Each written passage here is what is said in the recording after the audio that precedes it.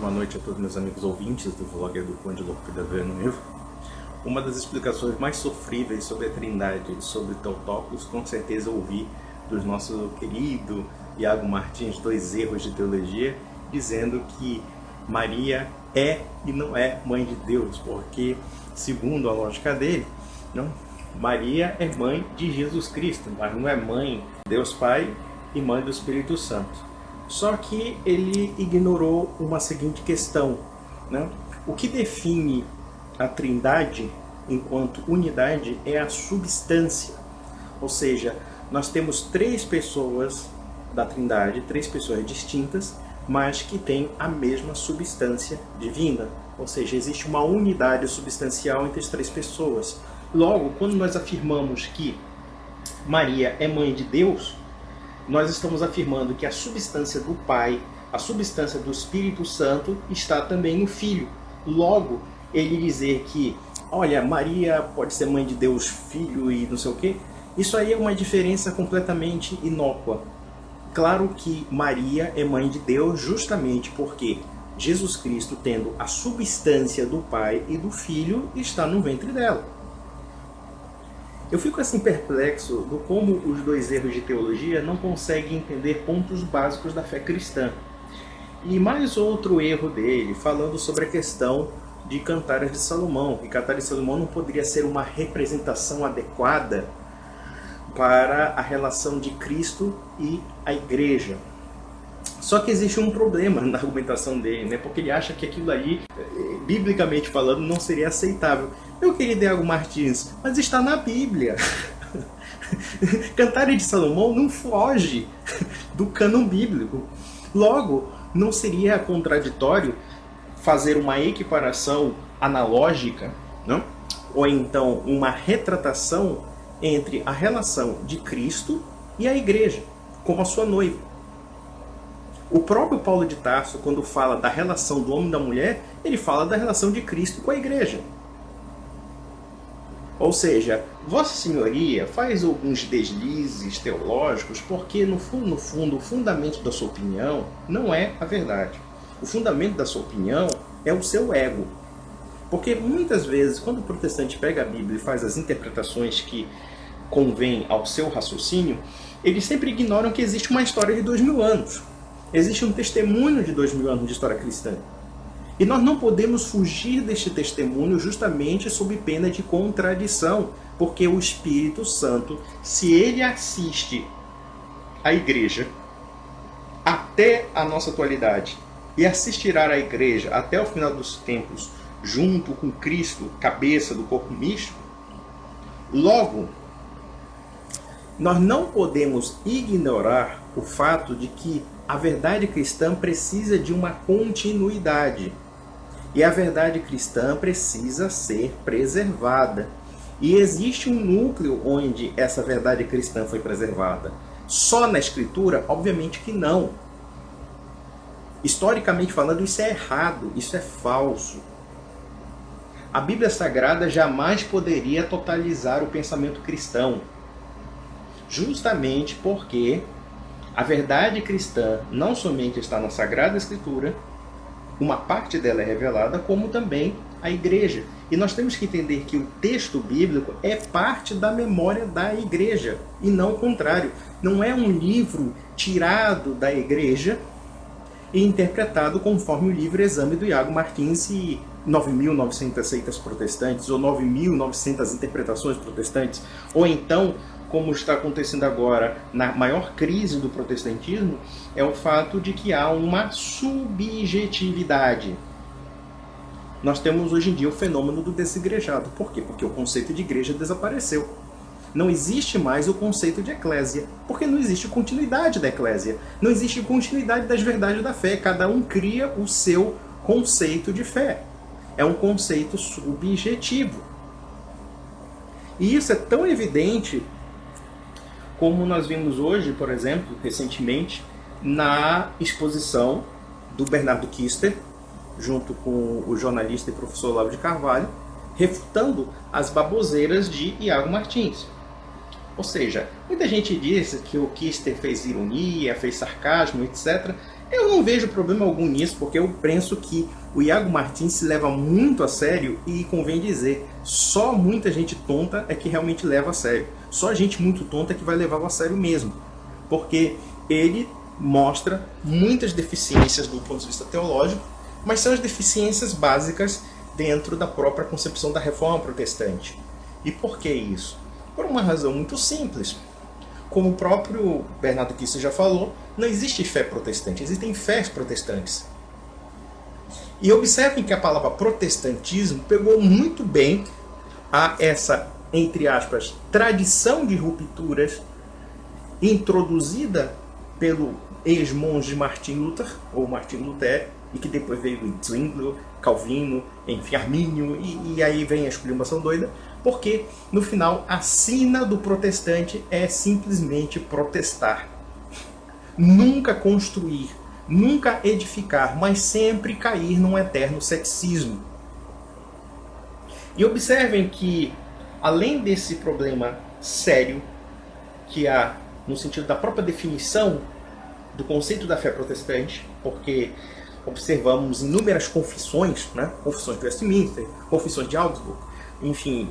É uma coisa interessante porque, por um lado, eles negam qualquer tipo de autoridade para falar em nome da Bíblia. E, por outro, eles afirmam todas as autoridades possíveis. E, por outro lado, eles querem criar uma ortodoxia da reforma, explanando uma autoridade dentro desses chamados sínodos, né? Ou dessas confissões. Então, vejam o aspecto autodestrutivo próprio do protestantismo. Ou seja, eles não conseguem criar um símbolo de fé. O que é um símbolo de fé? São aqueles pontos básicos que nós identificamos como um credo. Como nós temos o símbolo dos apóstolos, nós temos o credo niceno-constantinopolitano, enfim, e que todo católico reza, todo católico, como católico de fato, tem que seguir aqueles pontos essenciais para entender a fé cristã. Crer em Deus Pai, Todo-Poderoso, Criador do céu e da terra, enfim. E o credo niceno-constantinopolitano, que é um pouco mais complexo justamente por causa da heresia ariana, né? Mas já voltando à questão dos problemas relacionados ao protestantismo, e em particular dos problemas do Iago Martins, é que, a despeito das respostas que foram dadas a ele, e respostas extremamente contundentes, respostas que mostram um certo desconhecimento mesmo da história cristã. Isso foi imputado a ele, dizendo que na época da igreja primitiva não havia uma igreja católica, né? Havia várias igrejinhas, né? Ele achava que o seguinte, na verdade, na lógica dele, a igreja primitiva era protestante, que nem a seita dele. Ou seja, essas igrejas criavam códigos de fé distintos, conceitos de fé distintos, teologias distintas, etc. E depois acabou virando igreja católica por alguma usurpação do demônio, né? Ou seja, as portas do inferno prevaleceram sobre a igreja até chegar um monge cachaceiro, beberrão maluco chamado Martin Luther. E vamos ser bem sinceros, Lutero era um homem extremamente inteligente. Isso é inegável. Era um homem de personalidade fortíssima, um homem até mesmo de um caráter extremamente panfletário. Mas, do ponto de vista teológico, era bastante inferior, por exemplo, se nós compararmos o auge da escolástica. Na verdade, Lutero poderia se dizer que ele é a decadência completa da escolástica, contaminada pelo nominalismo de Ockham, né, nômina irrocamista. Obviamente que eu não vou falar sobre esse assunto porque seria muito complexo e desviaria certos pontos da questão que eu quero colocar. Porém, é absurdo nós crermos que a reforma protestante, de alguma forma, se propôs a reformar uma igreja corrompida. Muito pelo contrário. A minha teoria, com os poucos estudos que eu tive sobre o assunto, é de que a própria reforma protestante é um reflexo da corrupção do clero. Porque é uma heresia. É bastante simples. Obviamente que a igreja cristã, e eu falo igreja católica, passou por inúmeras reformas. Nós temos a reforma gregoriana, nós temos a reforma do século XV, como, por exemplo, a chamada devócio moderna, que, apesar de tentar resgatar um espírito de devoção dentro da igreja, acabou também criando certos problemas, porque a devócio moderna era bastante fideísta em alguns aspectos e acabou caindo num anti-intelectualismo, e Lutero é influenciado por esse anti-intelectualismo. Mas, enfim, ninguém propôs dividir a Europa ao meio e transformar metade da Europa em anticatolicismo. E detalhe, com a colaboração de um bando de príncipes corruptos e safados. Alguém afirmar que reforma protestante foi resgate do cristianismo primitivo, com gente como Henrique VIII, Cristiano da Dinamarca, Filipe de Hesse, aquele comedor adúltero que casou com 2 mulheres ao mesmo tempo sob a batuta do seu Lutero, e sem contar aquele lunático do Thomas Müntzer. Inclusive tem uma obra muito interessante de um esquerdista que eu não vou citar porque eu sou um filho da puta, não vou dar bibliografia para vocês de graça. Acabou. Brincadeira. Depois eu falo sobre vocês. Então, quer dizer, Thomas Müntzer, anabatista. E a Alemanha foi levada por uma conjunção social e uma guerra civil. Aí eu pergunto, onde é que está o cristianismo primitivo nisso? Toda essa ideia de resgatar o cristianismo primitivo, de voltar ao ano 1 da revolução da igreja, esse tipo de coisa, é basicamente um delírio milenarista que não condiz com os fatos históricos óbvios. O que aconteceu na Reforma Protestante está muito longe do cristianismo primitivo. Está muito próximo de um cesarismo em ascensão dos príncipes do norte da Europa. É isso que nós temos que entender. A Reforma Protestante foi a primeira grande revolução que abalou a cristandade. E que, de fato, abriu as comportas da secularização e as comportas da destruição da unidade cristã. Tanto é verdade que hoje em dia os países protestantes sofrem de um processo de secularismo mais avançado do que os países católicos. Obviamente que os países católicos hoje em dia, contaminados pelo processo da sociedade secular, pela vitória da sociedade liberal, pela vitória da sociedade secular propriamente dita, hoje em dia a sociedade católica também está desestabilizada, ou seja, a sociedade cristã como um todo está desestabilizada. Não existe mais essa história de sociedade cristã propriamente dita. Nós somos já uma sociedade pós-cristã. E já somos também uma sociedade secularizada. Uma sociedade que separa radicalmente o universo religioso do universo do espaço público, do universo do espaço social. Ou seja, a pessoa vai para a igreja, ele é católico. Fora da igreja, ele não é católico mais. Ele não é mais cristão. Ou aquela idiota, daquela Marina Silva, tudo democraticamente. Ou seja, a ex-católica relapsa, foi uma péssima católica, agora também uma péssima evangélica, e diz o seguinte, que certos preceitos do direito natural, certos preceitos que falam da legitimidade do direito à vida como elementos universais, elementos que não podem ser revogados por uma turba ou por uma opinião, essa mulher quer colocar ao escrutínio do voto popular, ou seja, nós podemos votar a favor do aborto, podemos votar a favor do extermínio de, sei lá, de minorias religiosas, de minorias políticas. Por que não? Dentro dessa lógica.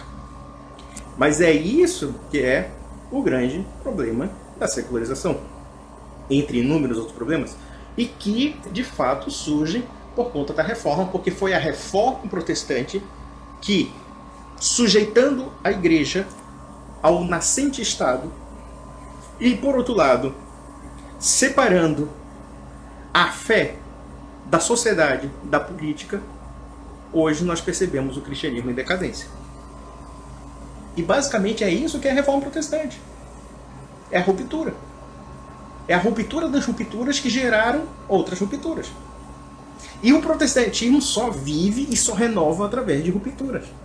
É por isso que existe uma descontinuidade. E essa descontinuidade não guarda tradição. Ou melhor, a única tradição que o protestantismo guarda é protestar, é protestar, é protestar e também atacar a Igreja Católica. A Igreja Católica é o único princípio que une todos os hereges. Princípio de ódio. O que une um adventista, um testemunho de Jeová? E aí o pessoal diz assim, mas adventistas e testemunho de Jeová não são da reforma. São sim, são rupturas dentro de igrejas que de fato pertencem à reforma, só que são rupturas heterodoxas até demais. O que é perfeitamente lógico. Testemunho de Jeová, adventista, calvinista, luterano, enfim, arminiano, ou então metodista, o batista, enfim, né? E sem contar as seitas pentecostais e neopentecostais que são as pencas aí. Eu pergunto, O que une todo esse pessoal, a despeito de tantas diferenças, inclusive de universos separados do ponto de vista do ambiente eclesiológico, né? Ou seja, cada um tem um segmento denominacional que o separa de outro, que o segrega de outro por diferenças de fé, de credo, de origem, e até por brigas de pastores, brigas de teólogos, etc. E que esse pessoal diz que isso aí é a igreja. Eu pergunto, o que une esse pessoal? Só um ponto: a negação, o protestar, o ódio contra a Igreja Católica. Você vai ver toda uma literatura anticatólica em todas as receitas. Todas. E todas elas, ainda que elas não se entendam entre si, ainda que elas não se entendam nem com as origens da Reforma Protestante, todas elas reivindicam de alguma forma a Reforma. Todas elas. Todas elas têm epítetos elogiosos à Reforma, mas são elogiosos não em relação à teologia, são elogiosos à contestação. Ou seja, que se os luteranos se rebelaram contra a igreja, logo o que é válido é a rebelião, é a sedição, é simplesmente a hostilidade. E vamos mais além. Pega-se, por exemplo, esses apologistas vagabundos, ordinários, ruinzinhos de dar dó. Pega-se, por exemplo, sei lá, aquele tal de Lucas Banzoli. Tem até um tal de Pedro Cagalhão.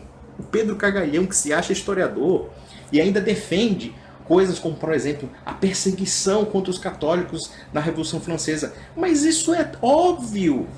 Porque o protestantismo é revolucionário, caramba.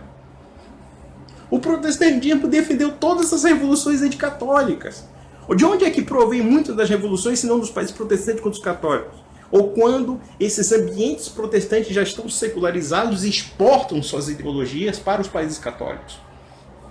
E os países católicos resistindo, botam a Inquisição nesse filho da puta e pronto. Eles vão caindo, né, com o rabinho entre as pernas. Mas depois que acabou, né, a Inquisição, acabou a resistência católica contra as influências danosas do iluminismo, contra as influências danosas do protestantismo, do secularismo, etc. Aí, claro, a sociedade católica tende a definhar. E isso é incentivado pelo protestantismo, porque o protestantismo é só ódio, é só ressentimento. Não há nada mais do que o ressentimento e o ressentimento. E é isso. É por isso que você vê protestante defendendo que o Estado tem que combater a igreja.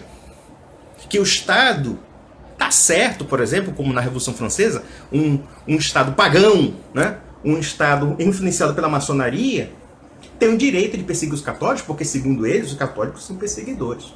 Essa lógica tem o mesmo sentido de dizer, por exemplo, que os anticomunistas têm que ser perseguidos porque perseguiam os comunistas.